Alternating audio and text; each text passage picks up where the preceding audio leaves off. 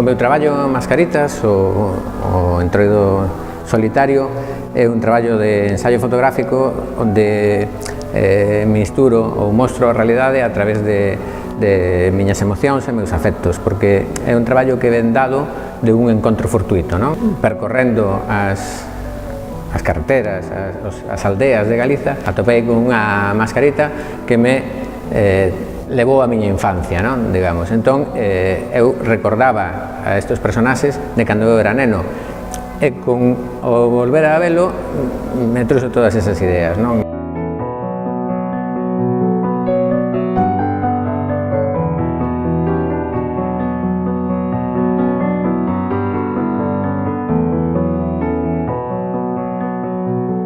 Esta mostra que está aquí hai como dúas partes ben diferenciadas, non? A primeira, que é un pouco que se ve na parte de imaxes que están marcadas en negro, onde eu pretendía mostrar máis esa angustia, ese medo, esa, digamos, esa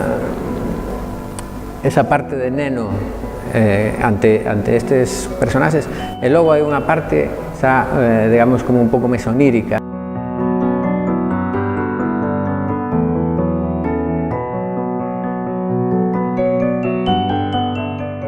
Esta visión onírica desta segunda parte, digamos que nos traslada a ese realismo mágico que tamén se puede ver en los retratos, ¿no?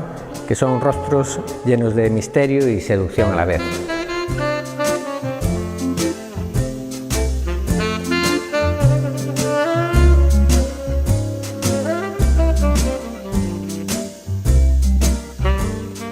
É un traballo que tuvo bastante suerte, foi seleccionado en algúns certames, e logo este ano, o 2017, fun premiado co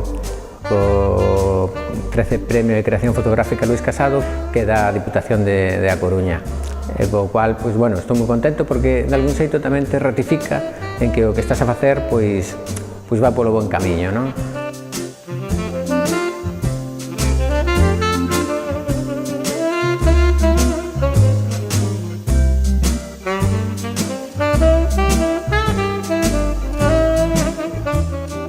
O meu traballo xira ao redor das persoas, do seu entorno, e como esa relación de persoas e entornos pois crean comunidade, non? Ou crean país. O Entroido pois é unha festa, eu creo que de moi arraigada, e que polo menos para min e para moitos outros compañeiros, desde logo é emocionante poder participar destas festas populares, non?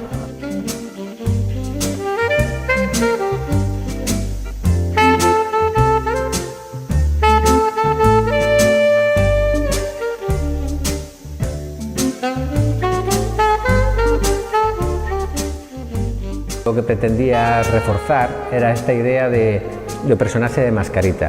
A Mascarita normalmente é un personaxe que se transmuta completamente, como decía antes, para, digamos, desaparecer como persona e ser un nadie, non? Ser un ninguén. O anonimato, a non ser ninguén. E non sendo ninguén, poden ser todos. O sea, unha sola personaxe non é ninguén, pero a vez pode chegar a ser todo o pobo, non? Porque realmente non sabemos quen é.